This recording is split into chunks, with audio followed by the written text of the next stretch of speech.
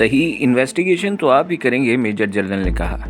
मेरी राय यह है कि तीनों सच्चे मालूम होते हैं। मैं अपनी राय ये सुनकर दे रहा हूँ कि ये सरहद पार करते पकड़े नहीं गए, बल्कि खुद रेंजर्स की पोस्ट पर पहुँचे और पोस्ट के इंचार्ज से कहा कि डिवीजन हेडक्वार्टर या आईएसआई को फ़ोन करें या इन्हें वहाँ तक पहुँचा दें।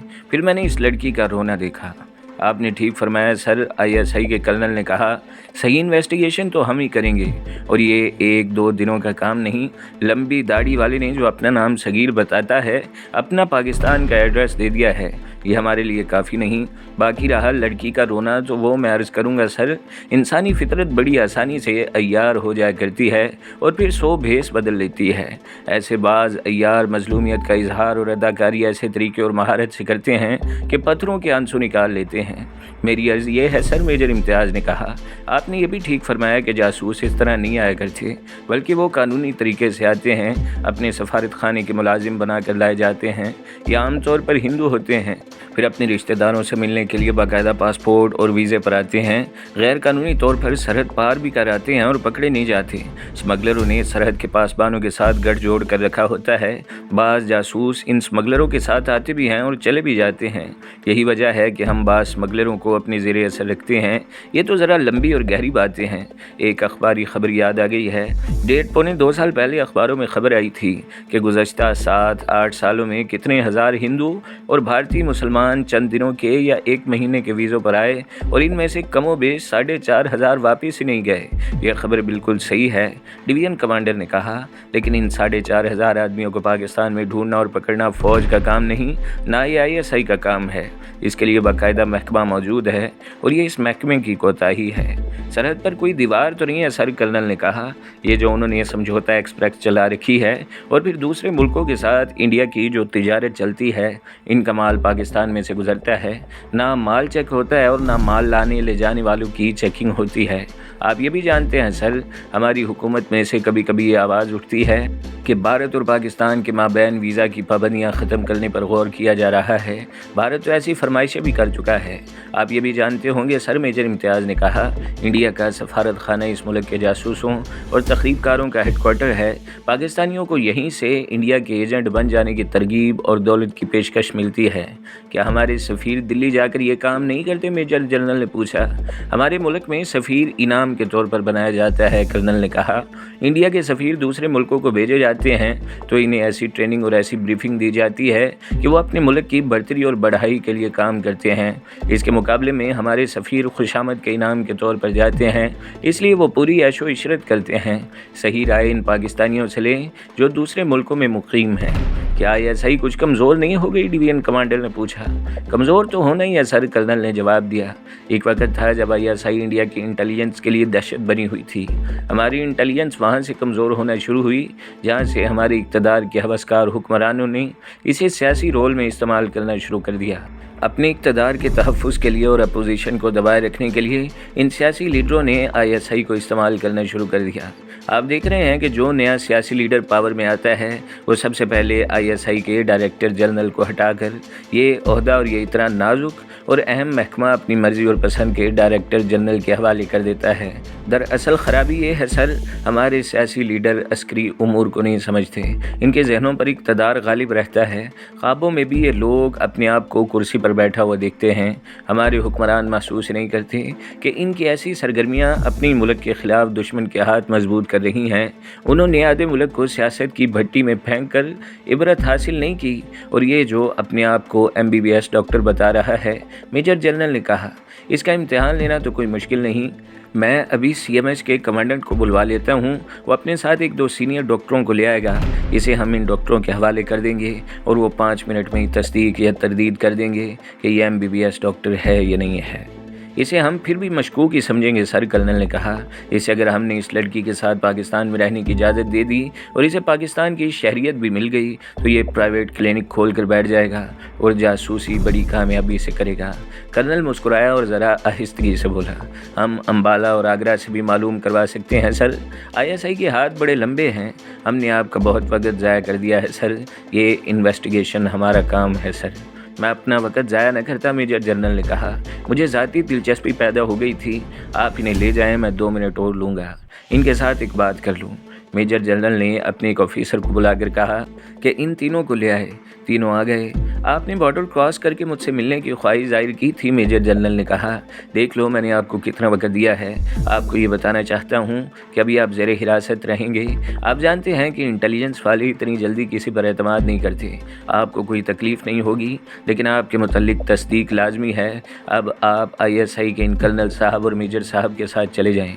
सिर्फ एक दरख्वास्त SI डॉक्टर रशीद ने कहा, इस लड़की का ख़ास ख्याल रखा जाए। मैं इसे पाकिस्तान का बड़ा ही खूबसूरत तस्वर देकर लाया हूँ और ये ख़ुद भी दिल में इश्तियाक लिए फिरती है कि एक बार पाकिस्तान देख ले। एक बात और है सर, सगीर ने मुस्कुराते हुए कहा, हमने सरहद पार की ही थी और हमारे पहले कदम अपनी सरजमीन पर पड़े थे कि एक मस्जिद से हमें अजान की आवाज़ सुनाई दी। मैं कहता हूँ कि पाकिस्तान ने हमारा इस्तकबाल अजान से किया है और हम इंशाअल्लाह पाकिस्तान और अजान के तकद्दुस का ख्याल रखेंगे। और एक अर्ज़ ये भी करूँगा कि मैं तो हूँ ही पाकिस्तानी, ये दोनों पहली बार इस सरजमीन पर आए हैं। इनकी इज़्ज़त व आबरू का ख़ास ख्याल रखा जाना चाहिए। आप में से किसी को भी सेल में बंद नहीं किया जाएगा, ISI के कर्नल ने कहा। ये लड़की हर वक्त आपके साथ और आपकी नज़रों में रहेगी। आपको हम गुस्ल की सहूलत देंगे, कपड़ों की ज़रूरत हुई तो वो भी मिल जाएंगे और खाना अच्छा पेश करेंगे, लेकिन हम इन्वेस्टिगेशन पूरी करेंगे। कर्नल और मेजर इम्तियाज़ तीनों को साथ ले गए थे। पाकिस्तान में कोई बात छुपी नहीं रह सकती, ख़्वाह ये कोई सरकारी राज ही क्यों ना हो। मेजर उस्मान की गिरफ़्तारी को पोशीदा रखा गया था, लेकिन ये भी पोशीदा न रह सकी। इसका इल्म मेजर उस्मान की बीवी वाजदा को था। वाजदा के दोनों भाइयों अख्तर और अमजद को मालूम था, या फिर मेजर समी और कैप्टन आसिफ जानते थे कि मेजर उस्मान इस वक्त कहाँ है। ये ख़बर मेजर उस्मान के बाप को भी किसी खुफिया ज़रिए से मिल गई। इस दौरान मेजर उस्मान का बाप वाजदा के यहाँ 2 मरतबा गया था। वाजदा भी इसी ऑफिसर्स क्वार्टर में रहती थी जो मेजर उस्मान को फ़ौज की तरफ से मिला हुआ था। मुकदमे के फ़ैसले तक वो वहाँ रह सकती थी। इसके रहने का ठिकाना बड़ा ही बाइज़्ज़त था। वाजदा ने उस्मान के बाप को यही बता रखा था कि उस्मान बाहर कहीं ड्यूटी पर गया हुआ है, लेकिन वो किसी छावनी में नहीं बल्कि बाहर फील्ड की ड्यूटी पर है। अब तीसरी बार उस्मान का बाप वाजदा के यहाँ गया और वो कुछ परेशान और मुतफक्कर सा लगा। वाजदा बेटी मेजर उस्मान के बाप ने कहा, तुम कह रही हो कि उस्मान किसी ड्यूटी पर गया हुआ है, लेकिन मुझे कोई और ही खबर मिली है। पता चला है कि उस्मान को फ़ौज ने गिरफ़्तार कर लिया है और वो इंटेलिजेंस वालों की कैद में है। वाजदा ने किसी ऐसे रद्द अमल का इजहार न किया जो इतना नुमाया होता कि उस्मान के बाप को भी पता चल जाता। इसने बड़े तहम्मुल से पूछा कि आपको सरकारी इतला मिली है? नहीं, उस्मान के बाप ने जवाब दिया। सरकार कैसी? हम खुद ही तो सरकार हैं। मुझे अंदर के सारे हालात मालूम होते रहते हैं। तो फिर यह खबर गलत है, वाजदा ने कहा। आपको किसी ने गलत बताया है या आपने गलत सुना है? वो वाजदा बेटी, उस्मान के बाप ने ऐसे लहजे में कहा जिसमें हल्की सी तंज, कुछ तकब्बुर की झलक भी थी। तुम्हें शायद अभी तक पता नहीं चला कि मेरा असर व रसूख कहाँ तक पहुँचा हुआ है। 4 गांव हैं जिनके सारे के सारे वोट मेरी मुट्ठी में हैं। इस हल्के का एक MNA और एक MPA मेरे वोटों से कामयाब हुए हैं। सूबे का वज़ीर आला और मुल्क का वज़ीर आज़म, ये दोनों मेरी इस मुट्ठी में बंद हैं। मेरे साथ झूठ बोलकर किसी ने अपने आप को मुसीबत में डालना है। फ़ौज में भी मेरे मुखबर मौजूद हैं। मुझे सिर्फ ये पता चल जाए कि उस्मान को किस जुर्म में गिरफ़्तार किया गया है, मैं इसे इस तरह निकाल लाऊंगा जिस तरह मक्खन से बाल निकाला जाता है। लेकिन चचा जान, वाजदा ने कहा, आप तक ये खबर पहुंचाने वाले ने यह भी तो बताया होगा कि उस्मान का जुर्म क्या है। आप कहते हैं कि जुर्म का आपको पता ही नहीं। ये भी मुझे पता चल गया, उस्मान के बाप ने कहा, लेकिन मैं अपना शक रफ़ा करने से पहले तुम्हें बताना नहीं चाहता था। अब बता देता हूँ। मालूम ये हुआ है कि उस्मान को जासूसी के जुर्म में गिरफ़्तार किया गया है। मैं ये नहीं मान सकता। अगर कोई कहे कि मेरे बेटे ने 10 बंदे कत्ल कर डाले हैं तो मैं फ़ौरन मान लूँगा, लेकिन मेरा बेटा गद्दार नहीं हो सकता। वाजदा का दिमाग बड़ी तेज़ी से सोचने लगा। वो परेशानी होती चली गई। इसकी परेशानी ये थी कि उस्मान के बाप को अगर यह खबर मिल गई है कि उस्मान को ISI ने जासूसी के जुर्म में गिरफ़्तार कर लिया है तो ये शख्स अपने असर व रसूख से उसे छुड़वा लेगा। वाजदा ने अल्लाह और अल्लाह की सरजमीन पाकिस्तान के नाम पर अहद कर रखा था कि वो एक जासूस की बीवी नहीं कहलाएगी और अपने वतन के गद्दार को सज़ा दिलवा कर रहेगी। इसने अपना ये अज़म मेजर उस्मान के दोस्तों मेजर समी और कैप्टन आसिफ को और फिर लाहौर की ISI के मेजर इम्तियाज़ को भी बता दिया था और इसका ये अज़म और अहद ISI के रावलपिंडी हेडक्वार्टर तक भी पहुँच गया था। उस्मान के बाप की बातें सुनकर वो इस सोच में डूब गई कि इस बूढ़े को किस तरह चक्कर दिया जाए। नीयत नेक और ईमान पुख्ता हो तो अल्लाह की ज़ात बारी रास्ता दिखाई देती है। چچا جان واجدہ نے میجر عثمان کے باپ سے کہا، اب میری بات تحمل سے سنیں اور پھر اس پر غور کریں اور اپنی زبان بالکل بند رکھیں۔ کیا آپ نے دیکھا نہیں کہ اپنے خاوند کی گرفتاری کی خبر سن کر مجھ پر ذرا سا بھی اثر نہیں ہوا؟ کسی بیوی کو یہ خبر سنائیں کہ اس کے خاوند کو گرفتار کر لیا گیا ہے اور وہ بھی جاسوسی کے جرم میں، تو اس بیوی کا اگر ہارٹ فیل نہ ہوا تو وہ تڑپنے لگے گی، لیکن میں ٹس سے مس نہ ہوئی۔ تو اس کا مطلب یہ ہے کہ تمہیں کچھ نہ کچھ ضرور معلوم ہے، عثمان کے باپ نے کہا۔ کچھ نہ کچھ نہیں چچا جان، واجدہ نے بڑے تحمل اور اطمینان سے کہا، مجھے سب کچھ معلوم ہے۔ عثمان کو گرفتار نہیں کیا گیا، نہ ہی وہ ISI کی حراست میں ہے، بلکہ حقیقت یہ ہے کہ وہ ISI کی حفاظت میں ہے۔ اسی کی بھلائی کے لیے بلکہ اس کی سلامتی کے لیے ISI نے اسے اپنے پاس رکھ لیا ہے۔ اصل بات یہ ہے چچا جان، عثمان نے جاسوسوں کا ایک گروہ گرفتار کروایا ہے۔ کیا ہم نے آپ کو بتایا نہیں تھا کہ ہمیں کراچی جاتے ہوئے سندھ کے علاقے میں اغوا کر لیا گیا تھا اور اللہ نے ہماری رہائی کا ایک سبب پیدا کر دیا تھا؟ عثمان اسی دن سے ہندوستان کے جاسوسوں کی ٹو میں لگ گیا تھا۔ آخر ایک گروہ کا کھرا کھوج مل گیا اور عثمان کی نشاندہی پر اس گروہ کے کئی افراد پکڑ لیے گئے۔ اچھا عثمان کے باپ نے کہا، اور واجدہ اس کے چہرے پر اطمینان کی جھلک دیکھنے لگی جو نمایاں طور پر نظر آ رہی تھی۔ مجھے ISI کے افسروں نے کچھ باتیں کہی تھی، واجدہ نے کہا، ان میں سب سے زیادہ ضروری بات یہ ہے کہ جو جاسوس گرفتار کر لیے گئے ہیں ان کے کچھ ساتھی ابھی آزاد پھر رہے ہیں۔ اگر عثمان باہر آ جائے تو ان آزاد جاسوس اور تخریب کاروں میں کوئی بھی کہیں موقع پا کر عثمان کو گولی مار سکتا ہے۔ مجھے بھی کہا گیا ہے کہ میں اپنے آپ کو بچا کر رکھوں، اور یہ بھی کہا گیا کہ میں ہر کسی کو یہی بتاؤں کہ میجر عثمان کہیں باہر ڈیوٹی پر چلا گیا ہے اور نہ جانے کب واپس آئے گا۔ آپ ٹھیک کہتے ہیں کہ عثمان قاتل ہو سکتا ہے، غدار نہیں ہو سکتا۔ عثمان کا باپ مطمئن بھی ہو گیا اور صاف پتہ چلتا تھا کہ ڈر بھی گیا ہے۔ واجدہ نے اسے مزید ڈرانے کی خاطر کہا کہ وہ کسی کے ساتھ بات نہ کرے۔ عثمان کا باپ کچھ دیر اور بیٹھا اور چلا گیا۔ اس کے جاتے ہی واجدہ نے میجر امتیاز کو فون کیا۔ میجر امتیاز اسے مل گیا۔ واجدہ نے کچھ اکھڑی ہوئی جذباتی کیفیت میں کہا کہ عثمان کے باپ کو کس طرح اس کی گرفتاری کی خبر مل گئی ہے۔ میجر امتیاز بھی کچھ پریشان ہوا لیکن جلدی سنبھل گیا۔ مسز عثمان، میجر امتیاز نے کہا، ہمارے درمیان ایسے پاکستانی موجود ہیں جو نادانستہ طور پر ملک سے غداری کرتے رہتے ہیں۔ ایسے ہی لوگوں میں سے کوئی ہوگا جس نے عثمان کے باپ کو یہ خبر دے دی۔ آپ پریشان نہ ہوں، عثمان کو اس کا باپ کم از کم اس سٹیج پر چھڑا نہیں سکتا۔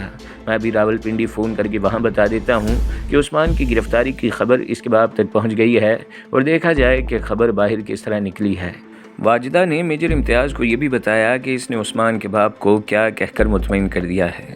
واجدہ پاکستان کے متعلق کچھ زیادہ ہی حساس اور جذباتی ہو گئی تھی اور اس کیفیت میں شدت آتی چلی جا رہی تھی۔ ملک سے ہٹ کر اس کی اپنی ذات کی بھی کچھ اہمیت نہیں تھی۔ عثمان نے اسے دھوکے پر دھوکے دیے تھے۔ اس کی جوانی اور خوبصورتی کے ساتھ عثمان اپنا ہی کھیل کھیلتا رہا تھا۔ واجدہ کو جب لوسی یاد آتی تھی تو وہ جل اٹھتی۔ اس ہندو لڑکی نے صرف واجدہ کو ہی نہیں جلایا تھا بلکہ وہ واجدہ کے وطن کی جڑوں میں اتر کر جڑیں کھا رہی تھی۔ واجدہ کی ازدواجی زندگی 2 چھوٹے چھوٹے بچوں کے ساتھ اسی عمر میں تباہ ہو گئی تھی۔ اس کیفیت نے اس میں ذاتی طور پر بھی انتقام کے شعلے بھڑکا دیے تھے۔ واجدہ کسی قیمت پر عثمان کو بخشنے پر آمادہ نہیں ہو سکتی تھی۔ واجدہ اخبار باقاعدگی سے پڑھتی تھی اور ٹی وی سے خبریں بھی سنا کرتی تھی۔ وہ مقبوضہ کشمیر میں کشمیریوں پر بھارت کے غیر انسانی مظالم کی خبریں تفصیل سے پڑھتی تھی۔ اس میں کشمیری خواتین کی اجتماعی آبرو ریزی کی خبریں بھی ہوتی اور یہ بھی کہ کس طرح بھارتی فوجی کشمیریوں کے بچوں تک کو نہیں بخشتے اور ان کے گھروں کو نظر آتش کرتے رہتے ہیں۔ اب تو بھارتی فوج نے آزاد کشمیر کے دیہات پر گولہ باری شروع کر دی تھی۔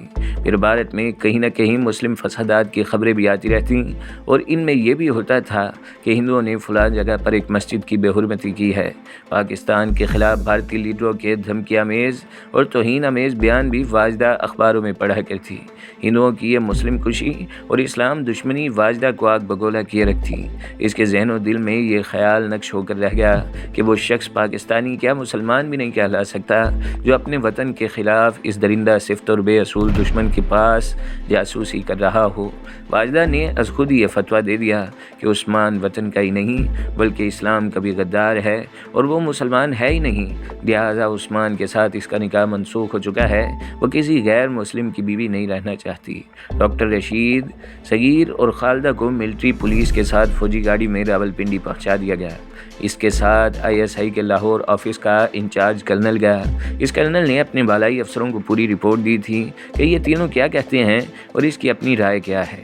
اگر یہ تینوں سرحد پر پکڑے گئے ہوتے تو پکے ملزم ہوتے اور انہیں کوٹریوں میں بند کر دیا جاتا یا سول پولیس کے حوالے کر دیتے اور ISI ان سے لا تعلق رکھتی، لیکن یوں معلوم ہوتا تھا جیسے ISI کے یہ افسران ان سے خاصی حد تک متاثر ہو گئے تھے اور ابھی تک انہیں ملزم قرار دینے کے بجائے مشتبہ سمجھ رہے تھے۔ انہیں الگ کمروں میں رکھنے کا حکم دیا گیا۔ یہ کمرے فوج کے رہائشی کمرے تھے، قید والی کوٹریاں نہیں تھیں۔ ان کمروں کے باہر تالا بھی نہیں لگانا تھا، یہ ایک قسم کی نظر بندی تھی۔ باہر ملٹری پولیس کا پہرا کھڑا کر دیا گیا۔ ISI نے ان کا یہاں تک خیال رکھا کہ انہیں ایک اچھے کپڑے کی شلوار قمیض دے دی اور خالدہ کو زنانہ کپڑے مہیا کر دیے۔ اس کے علاوہ کمروں میں رہنے کے لیے ذاتی ضروریات کی اشیاء بھی دی گئیں۔ کپڑوں اور حلیے کے لحاظ سے سب سے زیادہ بری حالت صغیر کی تھی۔ اس کے کپڑے تو کیچڑ جیسے ہو گئے تھے کیونکہ اس کا سفر ہی کچھ ایسا تھا۔ جلندھر کے قریبی گاؤں میں چودھری مہاراج نے اسے اپنی شلوار قمیض دے دی تھی، لیکن اس نے داڑھی اور سر کے بال نہیں کٹوائے تھے۔ ISI کے پاس راولپنڈی پہنچ کر اس نے کلین شیو کی اور سر کے بال بھی کٹوا لیے۔ اب وہ صحیح اور اصلی صغیر نظر آتا تھا۔ خالدہ صرف ایک ہی رات الگ کمرے میں رہی۔ صبح اس نے ملٹری پولیس کے باہر کھڑے سنتری سے کہا کہ وہ اپنے ساتھیوں سے ملنا چاہتی ہے۔ سنتری نے ISI کے ایک افسر کو بتایا تو افسر وہاں آ گیا۔ خالدہ نے اسے کہا کہ وہ اکیلی نہیں رہ سکتی، اسے ڈاکٹر رشید کے ساتھ رکھا جائے۔ ڈاکٹر رشید نے بھی یہی درخواست کی اور جواز یہ پیش کیا کہ یہ شریف گھرانے کی لڑکی ہے اور کبھی اس طرح تنہا نہیں رہی۔ ISI نے اس کے ساتھ اپنا رویہ نرم اور ہمدردی والا رکھا کہ خالدہ کو ڈاکٹر رشید کے ساتھ رہنے کی اجازت دے دی۔ اس کا یہ مطلب نہیں تھا کہ ISI کے ذمہ دار افسران تینوں کو صحیح اور سچا سمجھنے لگے۔ تفتیش تو ابھی شروع ہی نہیں ہوئی تھی۔ راولپنڈی پہنچنے کے 2 دن بعد تفتیش شروع ہوئی۔ تفتیش میجر جنرل کے عہدے کا افسر جو ISI کا ڈائریکٹر تھا نہیں کیا کرتا۔ صغیر نے خاص طور پر کہا کہ وہ پورا بیان ڈائریکٹر جنرل کو دے گا اور اس کے ساتھ جتنے بھی آفیسر چاہیں بٹھا دیں۔ وہ کہتا تھا کہ اسے کچھ نشاندہیاں کرنی ہیں اور کچھ ایسے پاکستانیوں کے نام بتانے ہیں جن کے متعلق کسی کو وہم و گمان بھی نہیں ہو سکتا کہ یہ اپنے ملک کے دشمن اور ایجنٹ ہوں گے۔ صغیر کی یہ درخواست ڈائریکٹر جنرل تک پہنچائی گئی تو اس نے کہا کہ اسے اس کے پاس لایا جائے اور اس کے سامنے تفتیش کی جائے۔ اس حکم کے تحت ایک کرنل اور ایک میجر کو تفتیشی ٹیم میں شامل کیا گیا اور یہ دونوں افسر صغیر کو میجر جنرل کے آفس میں لے گئے۔ ڈاکٹر رشید کو ان 3 سینئر رینک کے فوجی ڈاکٹروں کے حوالے کر دیا گیا جنہیں اسی مقصد کے لیے بلوایا گیا تھا۔ ان ڈاکٹروں نے صرف یہ دیکھنا تھا کہ رشید واقعی MBBS ڈاکٹر ہے یا نہیں۔ ان ڈاکٹروں نے ڈاکٹر رشید کے ساتھ انتہائی باریک اور پیچیدہ اصطلاحوں میں باتیں کرنی تھیں اور اس کا امتحان لینا تھا۔ خالدہ سے تفتیش کے لیے ایک میجر کو مقرر کیا گیا جو تفتیش میں خصوصی تجربہ اور مہارت رکھتا تھا۔ سر میں چھوٹا سا آدمی ہوں، صغیر نے اپنا بیان ان الفاظ سے شروع کیا۔ میں صحیح معنوں میں سورج کو چراغ دکھانا چاہتا ہوں۔ تجربہ اور مشاہدات جو آپ کا ہے وہ میرا نہیں ہو سکتا، پھر بھی مجھے اجازت دیں کہ میں اپنا فرض ادا کر دوں۔ میں مان نہیں سکتا کہ آپ کو معلوم نہ ہو کہ وہ کون سے عوامل اور عناصر ہیں جو ہمارے ملک کے نوجوانوں کو اپنے ملک سے بیزار کر رہے ہیں اور وہ دشمن کا بڑا ہی آسان شکار بن رہے ہیں۔ ہم نے اپنے کلچر کو خود ہی تباہ و برباد کر کے سمندر پار کا کلچر اپنا لیا ہے۔ ضرورت یہ تھی کہ نوجوانوں میں قومی جذبہ بیدار کیا جاتا اور انہیں بتایا جاتا کہ یہ پاکستان کس طرح حاصل کیا گیا تھا اور اس کی تمام تر ذمہ داریاں اور اس کی پاسبانی نوجوانوں کے فرائض میں شامل ہے۔ ایک طرف ہمارے دشمن ملک کی فاحش فلمیں ہیں اور دوسری طرف اپنے ملک کے ٹی وی کے پاپ اور ڈسکو ناچ گانے ہیں۔ ہماری نوجوان نسل تو مسلمان ہے ہی نہیں، یہ نسل کیا پاکستانی بنے گی؟ کیا یہ بہتر نہیں ہوگا کہ پہلے تم اپنی بات کرو؟ میجر جنرل نے کہا، تم ہندوستانیوں کے جال میں کس طرح آئے تھے اور تمہاری خفیہ سرگرمیاں کیا تھیں اور پھر تم بیدار کس طرح ہو گئے، اور پھر یہ بتاؤ کہ اب تم کیا چاہتے ہو؟